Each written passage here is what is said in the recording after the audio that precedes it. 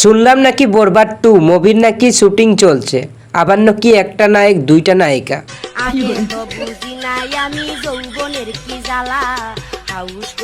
নায়ক হচ্ছে অনেক গরিব আর নায়িকা হচ্ছে অনেক বড় লোক, 60 বছরের বুড়ি, 50 বছরের একটা মহিলা। আর এইদিকে হচ্ছে রূপনগরের রাজকন্যা মামুনের সাথে পিটিস পিটিস।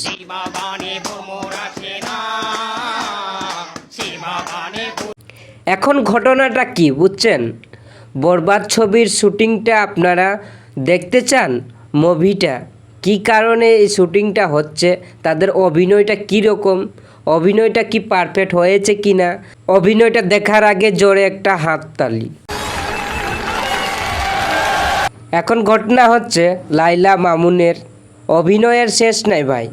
এই কয়দিন আগে যে কেমন লাইলা ধর্ষণের মামলা দিয়ে দিয়েছিল প্রিন্স মামুনকে, আর এখন দেখেন লাইলার রুমে প্রিন্স মামুন। আচ্ছা, লাইলা নাকি অনেক বড় লোক, তাহলে বিছনা চাদর টাঙ্গানি কে রে বাবা?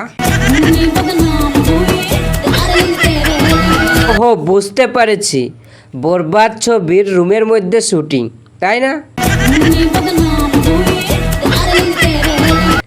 বরবাদ ছবির শুটিং শুরু, মামুন লাইলার রুমে এসেছিল।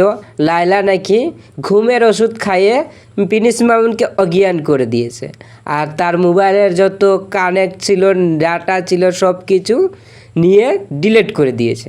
এইটাই তো, আর সব সোশ্যাল মিডিয়াতে ছাড়ে দিয়েছে, নেট দুনিয়ায় অনেকগুলা ভাইরাল।